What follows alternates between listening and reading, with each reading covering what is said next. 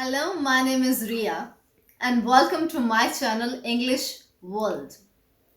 Today I am going to train you for the most common and frequent topic of your life, that is introduction. Yes, आज के video lesson में मैं आपको सिखाने जा रही हूँ how to introduce yourself in a very fluent and impressive way. Introduction topic आपकी लाइफ का सबसे इंपॉर्टेंट कॉन्सेप्ट होना चाहिए, क्योंकि आप बहुत बार अपनी लाइफ में इंट्रोड्यूस करते हैं अपने आप को, कई बार अपने टीचर्स के सामने, कई बार किसी स्ट्रेंजर के सामने, कई बार आप इंटरव्यूज में अपने आप को इंट्रोड्यूस करते हैं, कई बार आप फॉर्मल एग्जाम्स में जैसे आईएलटीएस, पीटी, टॉफल हर बार अपने आप को इंट्रोड्यूस करते हैं। और ये एक ऐसा टॉपिक है जो लाइफ में आप बार बार करते हैं।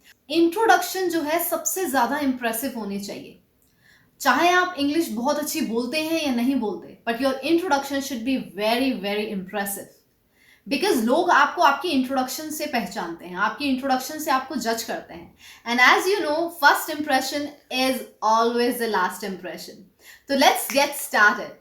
सो firstly I would like to introduce myself and then I will explain all the 7 steps to make a complete and a perfect introduction. My name is Ria Khanna. I'm 36 years old. I'm born and brought up in Amritsar. I'm an international trainer and an author. Since last 18 years, I have been into developing English skills of people from different parts of the world. My leisure time activities are listening to music and making YouTube videos. As far as my nature is concerned, I'm gregarious, diligent, and a woman of integrity. My long-term goal is to contribute the education system by developing the English skills of the people. Thank you.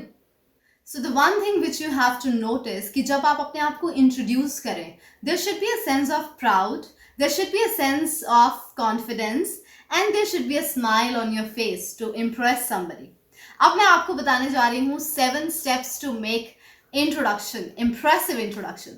सबसे पहला step, जब आप अपने नाम बताना चाहते हैं, अपने नेम को बता रहे हैं, तो आप इस तरह की कुछ लाइंस बना सकते हैं, जैसे my name is Riya Khanna, या आप कह सकते हैं यू कैन कॉल मी रिया। बहुत सारे लोग मैंने देखा है जब अपने आप को इंट्रोड्यूस करते हैं तो एक गड़बड़ कर जाते हैं, वो ये बोलते हैं माई सेल्फ रिया खन्ना। ये बिल्कुल गलत है, literally grammatically it's completely wrong. My self एक प्रोनाउन है, आप अपने आप को इंट्रोड्यूस करने के लिए माई सेल्फ नहीं लगा सकते। सो नंबर 1, सबसे पहले जब आप नेम बताएंगे, 2 lines you can use, my name is Riya Khanna, और you can say you can call me by my name Riya. Step 2 पे नेम बताने के बाद आप बताएंगे अपनी एज, और एज बताने के 2 तरीके हैं। अगर आप एज बताना चाहते हैं तो आप सिर्फ नंबर बता सकते हैं, for example I am 36, I am 12, I am 18, सिर्फ नंबर आई एम 36। या आप बता सकते हैं I am 36 years old, years old इकट्ठा लिखना पड़ेगा, आप ये नहीं कह सकते आई एम 36 years, वो गलत है। सो ईदर आई एम 36 और 36 years old। Number third step होगा जब आप किसी को ये बताएंगे कि आप कहाँ से बिलोंग करते हैं, आप कहाँ से हैं। तो इसमें कुछ 3 तरह के सेंटेंस आप यूज कर सकते हैं। Number 1, I grew up in Amritsar, मैं अमृतसर में पली बड़ी, ग्रू अप। अब यहां पर आपको ये ध्यान रखना है कि ग्रो की सेकंड फॉर्म होती है ग्रू, और बहुत ज्यादा लोग यहां पर प्रोनाउंसिएशन में गलती करते हैं, वो इस वर्ड को बोलते हैं grieve. So this is wrong. So you have to say I grew up in Amritsar. या आप बोल सकते हैं दूसरा sentence, I hello from Amritsar, I hello from Amritsar, मैं अमृतसर से बिलोंग करती हूँ। या आप ये सेंटेंस बोल सकते हैं I am born and brought up in Amritsar. Step number 4 जो है बहुत ज़्यादा क्रिटिकल है आपके इंट्रोडक्शन में है, ये है क्वालिफिकेशंस के ऊपर। बहुत ज़्यादा लोग ये सोचते हैं कि जब क्वालिफिकेशंस के बारे में हम बात करते हैं तो हमें सिर्फ अपना एकेडमिक क्वालिफिकेशन बताना है कि हम कितना पढ़े लिखे हैं। ये गलत है। इसमें 3 चीज़ें आप ऐड कर सकते हैं। नंबर 1, एकेडमिक क्वालिफिकेशन, आप कितना पढ़े लिखे हैं, क्या डिग्रीज हैं, क्या डिप्लोमा है, कितनी स्टडी करी है। नंबर 2, क्या टेक्निकल स्किल्स हैं आपके पास, कितना आपके पास टेक्निकल स्किल है। एंड नंबर 3, आप अपना एक्सपीरियंस या आप अपना टैलेंट वो भी इसमें ऐड कर सकते हैं। तो ये 3 चीज़ें जो हैं इसमें ऐड होती हैं क्वालिफिकेशंस पे। एक और चीज़ जो बहुत ज़्यादा ध्यान देने वाली है, नॉर्मली मैंने देखा है जब लोग अपनी क्वालिफिकेशंस बताते हैं, फॉर एग्जांपल एकेडमिक क्वालिफिकेशन बताते हैं, तो उसमें ये सेंटेंस बोलते हैं, आई have completed senior secondary, I have completed graduation, I have completed this diploma. ये लिटरली ग्रामेटिकली ये सेंटेंस गलत होता है। वो इसलिए गलत होता है क्योंकि अगर आप ये सेंटेंस बोल रहे हैं that I have completed graduation और I have completed senior secondary, ये बहुत ज़रूरी है कि ये अभी करंट ईयर में लेटेस्ट रीसेंट आपने इसको फिनिश करा है। For example this year is going on 2020। अगर आपने 2020 में अब अपने लेटेस्ट कोई क्वालिफिकेशन कंप्लीट करा है, may be +2, may be graduation, may be PhD और एनीथिंग, तो आप इस सेंटेंस को यूज करेंगे, I have recently completed my graduation, I have recently completed my 8th standard और अ डिग्री। बट अगर ये ईयर रीसेंट और लेटेस्ट ईयर नहीं है तो आप ये सेंटेंस लगाते हैं तो ये ग्रामेटिकली गलत है। सो अगर आपका क्वालिफिकेशन लेटेस्ट या रीसेंट कंप्लीट नहीं हुआ है तो आप इस सेंटेंस को यूज नहीं करेंगे। यहां पर आप यूज करेंगे आई कंप्लीटेड और I passed out, then the year in which you passed out. For example अगर आपको कहना है कि मैंने 2012 में ग्रेजुएशन कंप्लीट करी, या आपने कहना है कि मैंने 2019 में कुछ पास आउट करा या +2 करी, तो वहां पर आप कहेंगे I completed my senior secondary in 2019, और यू कैन से आई passed out my graduation, I finished my graduation, I completed my graduation, I passed out my graduation in the year 2014. तो लेटेस्ट और रीसेंट ईयर के लिए have completed, otherwise I completed, I passed out.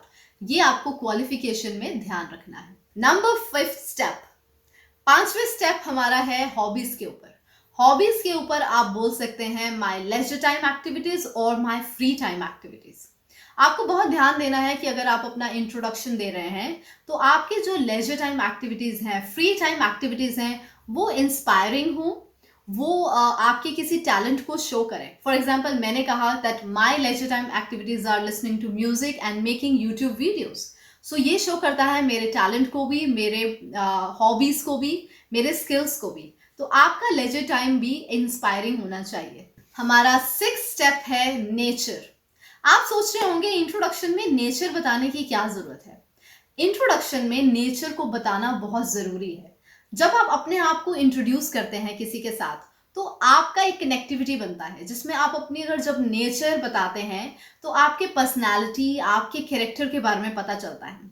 जैसे मैंने कहा कि मैं gregarious हूँ, मुझे बात करने का, लोगों से बातें करने का बहुत शौक है, और मैं डिलिजेंट हूँ, मैं बहुत मेहनती हूँ, तो सामने वाले पर एक इम्प्रेशन जाता है कि वो मेरे नेचर को जानते हैं और मैं वहां पर कुछ अपने इंट्रोडक्शन में कुछ ऐड ऑन कर रही हूँ।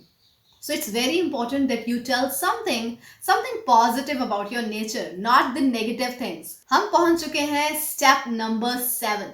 स्टेप नंबर 7 बहुत ज्यादा इंपॉर्टेंट है। हमेशा इंट्रोडक्शन इसी स्टेप पे क्लोजिंग होनी चाहिए। ये है फ्यूचर प्लान्स।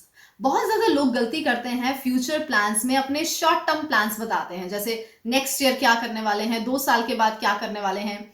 बहुत बार मैंने बच्चों से जब ये सुना है कि आपके फ्यूचर प्लान्स क्या हैं, तो बच्चे कहते हैं I want to study abroad. I mean study abroad, for example अगर आप 12th क्लास में हैं तो आप अगले साल जाने वाले हैं, तो ये आपका फ्यूचर प्लान नहीं है। This is a very short term plan.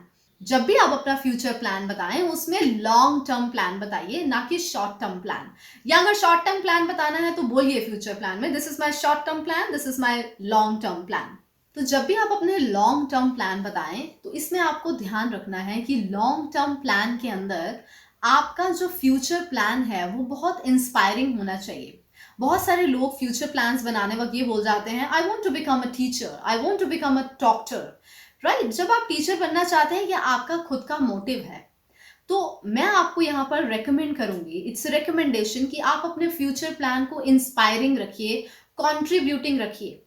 Being a citizen of your country, आपको थोड़ा कॉन्ट्रीब्यूटिंग अपना फ्यूचर प्लान रखना चाहिए। बहुत इंस्पायर करता है सुनने वाले को भी। तो जैसे मेरा फ्यूचर प्लान है कि मैं एजुकेशन सिस्टम को कंट्रीब्यूट करना चाहती हूँ, तो अगर आपका प्लान है डॉक्टर बनना चाहते हैं, then you can say I would like to contribute the medical department or the health department. So in this way your future plan should be inspiring. Now time for the assignment. आज का assignment ये है that you have to type your complete introduction in the 7 steps and put it in the comment box.